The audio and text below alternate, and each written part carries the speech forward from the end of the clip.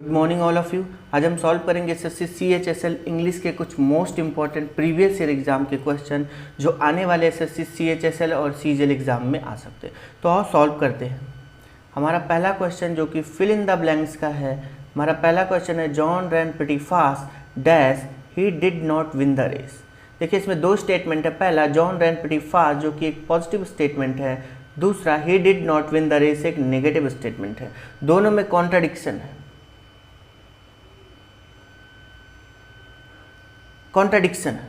पहला ऑप्शन हमारा सो जो रिजल्ट बताता है, फॉर जो आपका रीजन बताता है, एंड दो पॉजिटिव स्टेटमेंट को जोड़ने का काम करता है। तो इसलिए हमारा जो राइट आंसर होगा दो, यानी इसमें कॉन्ट्राडिक्शन है, विरोधाभास है। जॉन रैन प्रीटी फास्ट दो he did not win the race, तो जो आंसर होगा वो होगा हमारा दो। तो बढ़ते अपने नेक्स्ट क्वेश्चन की तरफ। नेक्स्ट क्वेश्चन है I like eating chocolates dash I hate dark ones. इसमें भी दो स्टेटमेंट है। पहला आई लाइक ईटिंग चॉकलेट्स जो एक पॉजिटिव स्टेटमेंट है, आई हेट डार्क वंस एक आपका नेगेटिव स्टेटमेंट है। अगर हम बात करें फॉर की, हमारा जो फॉर है ये आपका टाइम बताता है अगर हम इसे प्रीपोजिशन के रूप में यूज़ करते हैं। अगर हम इसे कंजंक्शन के रूप में यूज़ करते हैं तो आपका ये रीज़न बताता है। जो हमारा बिकॉज है ये रीज़न बताता है। वाइल हम टाइम के रूप में यूज़ करते हैं एट द सेम टाइम।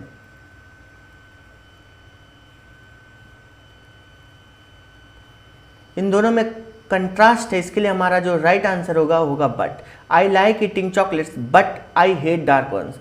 तो इसमें क्या है, कॉन्ट्रास्ट है, विरोधाभास है, विरोधाभास इन दोनों सेंटेंस में। तो राइट आंसर होगा but. I like eating chocolates but I hate dark ones. ठीक है। नेक्स्ट क्वेश्चन है if I dash a doctor I would have treated you all. ये हमारा काल्पनिक सेंटेंस है या इमेजिनरी सेंटेंस, या इसी को हम हाइपोथेटिकल सेंटेंस भी बोलते हैं।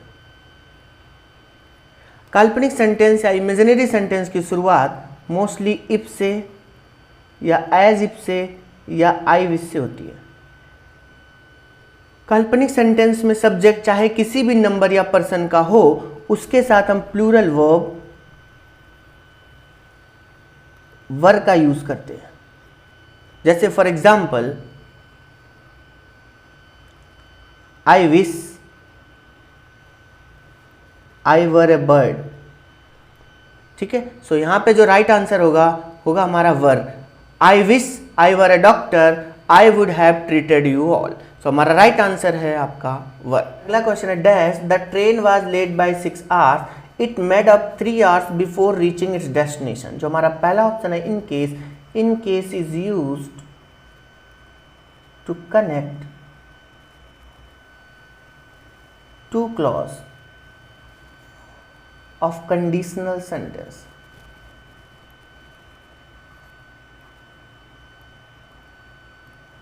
ठीक है। बिकॉज का यूज क्या होता है, to show the reason,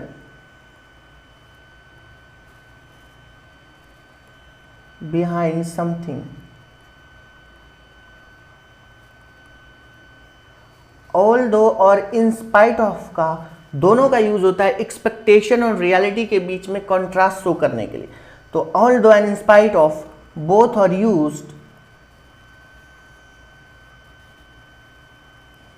used to show the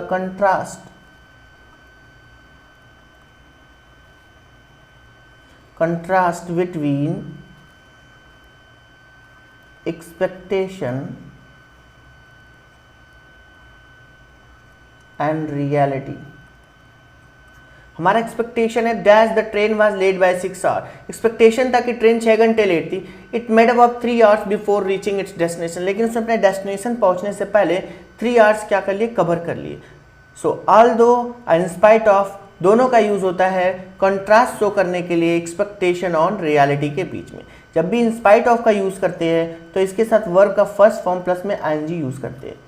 ठीक है। इस सेंटेंस में वर्ब का फर्स्ट फॉर्म प्लस आईएनजी नहीं है, सो इसलिए हमारा राइट आंसर होगा ऑल्दो। ठीक है, तो हमारा राइट आंसर होगा ऑल। अगला क्वेश्चन है he has given dash his bad habit. Give up का मतलब होता है छोड़ना, so he has given up his bad habit. Right answer हमारा होगा अब। बढ़ते अपने नेक्स्ट क्वेश्चन की तरफ। हमारा अगला क्वेश्चन है India has the dash written constitution in the world. Option की तरफ देखें, लार्जेस्ट, लार्जेस्ट सुपरलेटिव डिग्री है, इसके साथ मोस्ट या मोर का यूज नहीं करते, तो ये आंसर नहीं हो सकता। बिगेस्ट नहीं है, ग्रेटेस्ट नहीं है, हमारा राइट आंसर है लार्जेस्ट। सो बढ़ते अपने नेक्स्ट क्वेश्चन की तरफ। क्वेश्चन है green tea is good for not only the health but also for dash skin. Option की तरफ देखें, इमोशनल नहीं हो सकता, कॉस्टिक नहीं हो सकता। कॉस्टिक का मतलब होता है टू बर्न समथिंग,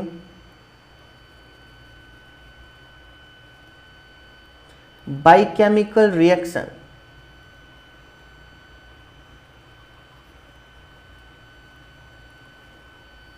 लेबोरियस का मतलब होता है हार्ड वर्किंग,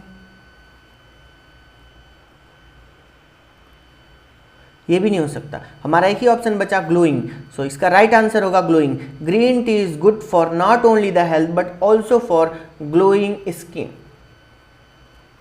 बढ़ते अपने नेक्स्ट क्वेश्चन की तरफ। नेक्स्ट क्वेश्चन है mister Ram is one of my colleague who dash accompanying me. Next question है mister Ram is one of my colleague who dash accompanying me. देखिए, अगर one of plus plural noun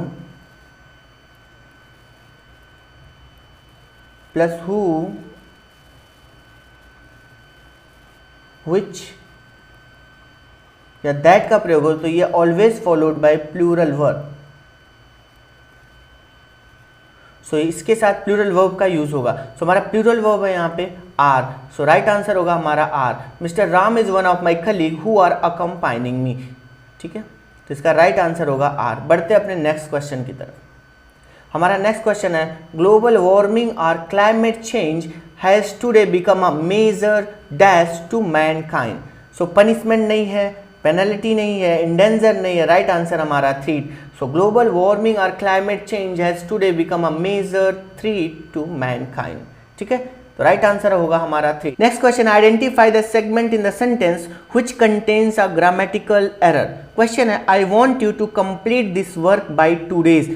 यहाँ पे क्या करना, बाई को रिप्लेस करना है किससे, इन से, क्योंकि यहाँ पे पीरियड ऑफ टाइम शो हो रहा है। क्या हो रहा है, पीरियड ऑफ टाइम। सो हमारा जो एरर है वो कौन से पार्ट में है, बाई 2 days। सो हमारा डी राइट आंसर होगा। नेक्स्ट क्वेश्चन है each one of the children in a nursery class require individual attention. देखिए, ईच वन के बाद सिंगुलर वर्ब का यूज करते हैं। सो यहां पे रिक्वायर ना होकर रिक्वायर्स होगा। सो हमारा एरर इस पार्ट में, रिक्वायर इंडिविजुअल अटेंशन, एरर इस पार्ट में, तो राइट आंसर होगा हमारा डी। नेक्स्ट क्वेश्चन है you will not clear the NEET examination unless you working hard and study more. एक कंडीशनल सेंटेंस है, कंडीशनल सेंटेंस है। कंडीशनल सेंटेंस में 2 पार्ट होते हैं, पहला आपका इफ क्लॉज, दूसरा आपका मेन क्लॉज। कंडीशनल सेंटेंस क्या है, कंडीशनल सेंटेंस में एक कार्य का होना दूसरे कार्य पर डिपेंड करता है। अगर फ्यूचर में 2 कार्य एक के बाद एक हो रहे हो तो ऐसे कंडीशंस में जो हमारा इफ क्लॉज है वो हमारा सिंपल प्रेजेंट में होगा, सिंपल प्रेजेंट में होगा। जो हमारा मेन क्लॉज है वो हमारा सिंपल फ्यूचर में होगा। सो यहां पे you will not clear the NEET examination unless you working hard. So यहां पे वर्किंग ना होके वर्क होगा। सो हमारा एरर कौन से पार्ट में, unless you working hard. So error हमारा सी पार्ट में, तो राइट आंसर हमारा होगा सी। नेक्स्ट क्वेश्चन है he and you should buy the boat the master told his subordinates. When more than one personal pronoun is used with a verb, the order should be 2, 3, 1। यानी पहले second person, फिर third person, फिर first person. यहाँ पे पहले third person है, फिर second person है। सो पहले यू होना चाहिए, फिर ही होना चाहिए। तो एरर हमारे कौन से पार्ट में है, ए में, तो हमारा राइट आंसर हो गया ए। नेक्स्ट क्वेश्चन है she has been working with me on this project from 2 years। देखिए एरर हमारा यहाँ पे है, ये फ्रॉम ना होके फॉर होना चाहिए क्योंकि यहाँ पे पीरियड ऑफ टाइम शो हो रहा है। So from should be replace with for. तो हमारा एरर कौन से पार्ट में है? डी पार्ट में। तो राइट आंसर हो गया हमारा डी। सो ये हो गया, राइट हो गया। She has been working with me on this project for 2 years। ठीक है, तो आंसर हमारा हो गया डी। नेक्स्ट क्वेश्चन है she would take a vacation next week if she gets time off work. देखिए कंडीशनल सेंटेंस है, इसके 2 पार्ट है। पहला आपका इफ क्लॉज, दूसरा आपका मेन क्लॉज। इफ क्लॉज अगर सिंपल प्रेजेंट में है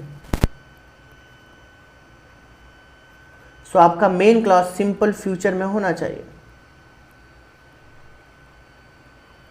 सो यहां पे वुड रिप्लेस होना चाहिए किससे? Will say. सो ये होगा she will take a vacation next week if she gets time off work, क्योंकि ये हमारा मेन क्लॉज है। सो हमारा एरर कौन से पार्ट में है? ए वाले पार्ट में। तो हमारा राइट आंसर हो गया ए। नेक्स्ट क्वेश्चन है we are privileged today to take part with our Chinese friend on this most unique occasion. देखिए यूनिक के साथ कभी भी मोस्ट या मोर का यूज नहीं कर सकते, तो एरर हमारा इस पार्ट में है। तो हमारा राइट आंसर हो गया सी।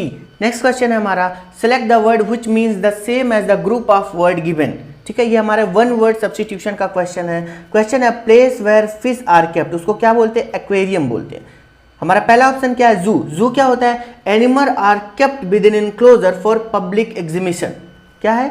Animal are kept within enclosure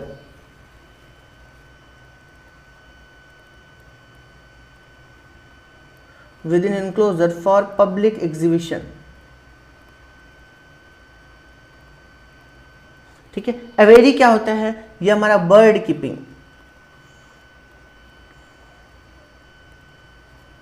herbarium क्या होता है? Collection of preserve plant.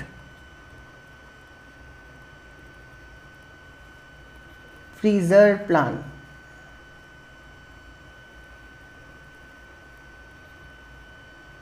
ठीक है, तो हमारा राइट आंसर क्या है इसमें? A place where fish are kept, aquarium. ठीक है, नेक्स्ट क्वेश्चन है small group of people having control of a country. मतलब कुछ लोगों का एक देश पे शासन, इसको क्या बोलते हैं? ओलिगार्ची। ठीक है, प्लूटोक्रेसी क्या है? प्लूटोक्रेसी होता है a government by the wealthy, यानी धनवान लोगों का शासन। गवर्नमेंट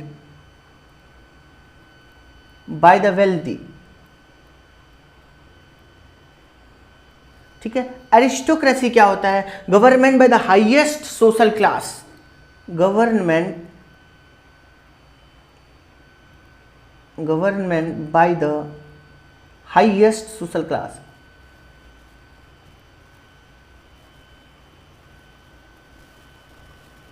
ठीक है, थियोक्रेसी क्या है? थियोक्रेसी क्या होता है? A system of government in which priest rule in the name of God, यानी भगवान के नाम पे जो प्रीस्ट शासन करते हैं उसको हम क्या बोलते हैं? थियोक्रेसी। यानी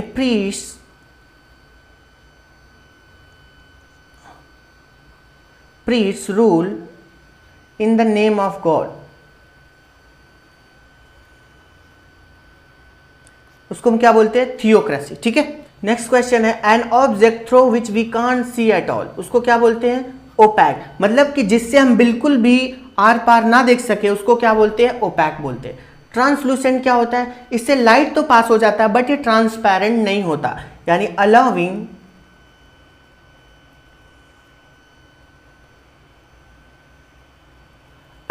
light to pass but not transparent.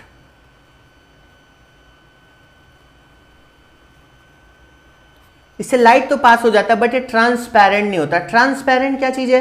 That you can see through, मतलब जिससे होके आप देख सकते। ठीक है, नेक्स्ट क्वेश्चन है property inherited from one's father or ancestor, यानी किसी के फादर या एंसेस्टर से जो प्रॉपर्टी एक पीढ़ी से दूसरे पीढ़ी को जाती है उसको क्या बोलते हैं हम? पैट्रीमनी। क्या बोलते हैं?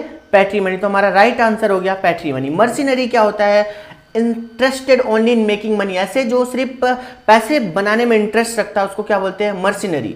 हेरिडेटरी क्या होता है? Passing of genetic information from parent to child, यानी कि पेरेंट्स की बॉडी से चाइल्ड की बॉडी में जो जेनेटिक इंफॉर्मेशन ट्रांसफर होता है उसको हम क्या बोलते हैं? हेरिडेटरी, यानी ट्रांसफर ऑफ जेनेटिक इंफॉर्मेशन।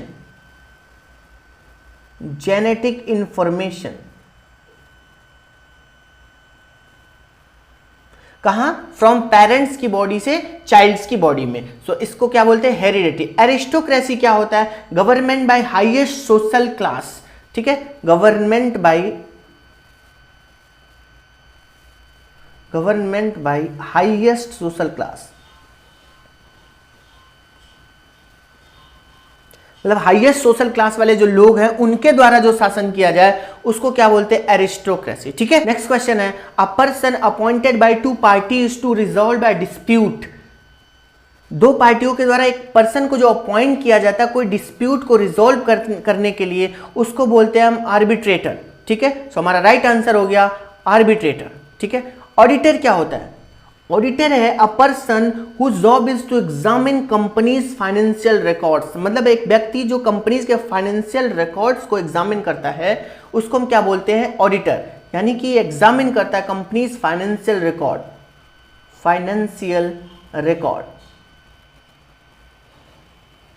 उसको क्या बोलते हैं हम? ऑडिटर। ब्रोकर क्या होता है? A person who buys and sell things, मतलब जो व्यक्ति कुछ खरीदता है बेचता है उसको हम क्या बोलते हैं? ब्रोकर।